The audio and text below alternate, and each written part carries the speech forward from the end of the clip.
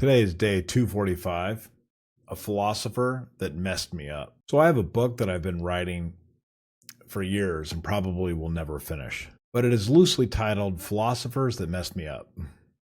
I have a collection of notes that I have taken on various readings throughout the course of my life that really twisted me up and forced me to look at the world and things around me differently.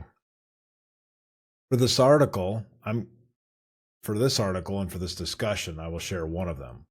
His name is Walter Benjamin. I have no idea where to begin with this one.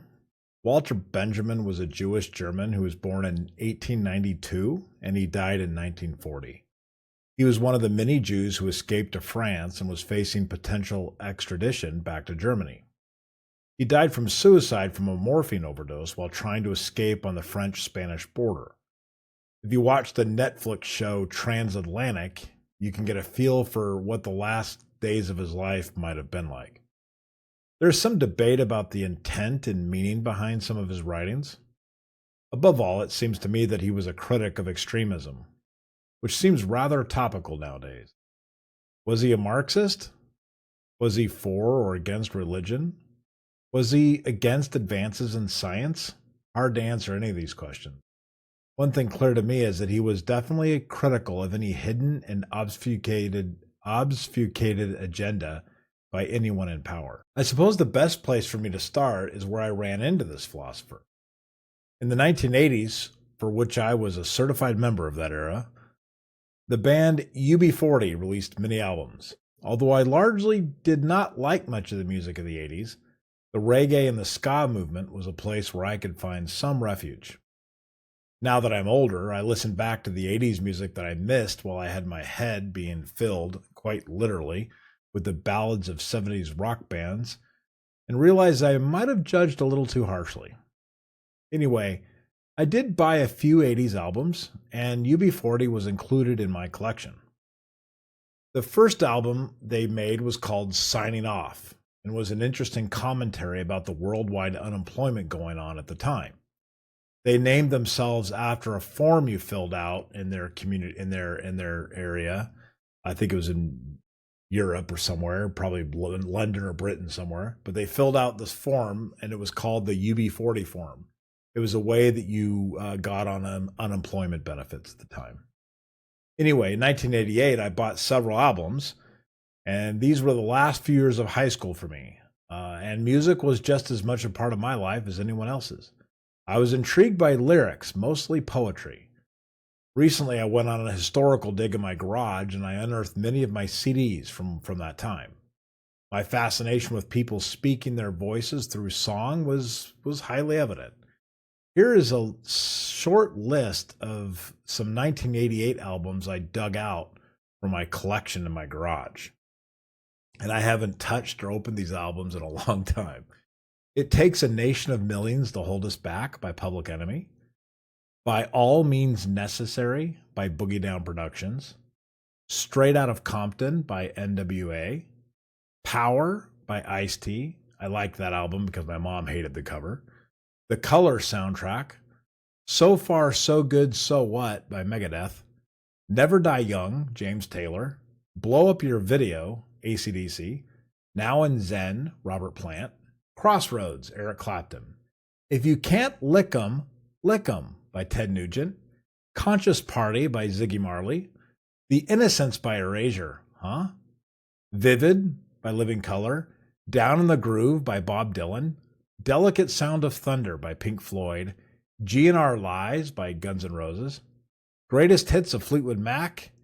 Almost Acoustic by Jerry Garcia. And finally, the self-signatory album UB40 by UB40. Please do not judge me. I have no idea how an Erasure album ended up in my collection. Must have been a momentary lapse of reason, perhaps. I also do not really think this collection is the best representation of lyrical genius, so spare me the commentary about Ted Nugent and Megadeth. Anyway, getting to the point of this article, or my video, I should say, is we will focus on this last album I uncovered, UB40. Inside this album, as I'm opening it right this morning, there are various images. The art cover is of various portrait styles intentionally designed to look nostalgic. The inside cover explains this as surrogate memorial heads and lists the historical inspirations for each image. These are anonymous and done by the artist Stephen Masterson. There is an interesting observation about signatures, which the band included a few, and one looks like the Stephen Masterson signature. Perhaps this is their signatory album, UB40? I don't know. The back of the album is a fun picture of the band with interesting coloring, like a Sophia look. Somebody must have had fun with Photoshop, which coincidentally was created for the first time in 1987. However, here's the point. A quote from Walter Benjamin's essay on theses on the philosophy of history is included in the album. He wrote that thesis the year that he died in 1940, and that is inserted on the back inside cover of the album. The particular reference is a commentary that Benjamin was making on the Angelus Novus, a painting by Paul Klee, who was a Swiss-German artist in 1920. The image included in this article is that very painting. Benjamin bought a print of this in 1921 and was friends with Klee. And here is the full quote from that essay. This is how one pictures the angel of history. His face is turned towards the past, where we perceive a chain of events. He sees one single catastrophe which keeps piling wreckage and hurls it in front of his feet. The angel would like to stay, awaken the dead, and make whole that which was smashed. But a storm is blowing in from paradise. It has got caught in his wings, and with such violence that the angel could no longer close them. The storm irresistibly propels him into the future, to which his back is turned, while the pile of debris before him grows skyward. This storm is what we call progress. This quote, included in this album cover, was earth-shattering to me, and set me off looking for and eventually discover some translated copies of Walter Benjamin's writings. I am not sure that he intended this, but this concept caught an emotion that had been building in me for quite some time. As I learned from his essays, the ones that win are the ones that get to write history. I immediately became suspicious of what had been presented to me as truth in school, what was being shown to me in the media, and what my perceptions of the reality of the world really were. This combined with an ache that I had in my heart, one that was constantly worried about this existential question. When we die, religious or not, we are not going to take anything with us.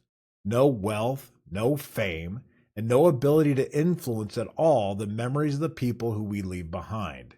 They will interpret your life and actions how they will.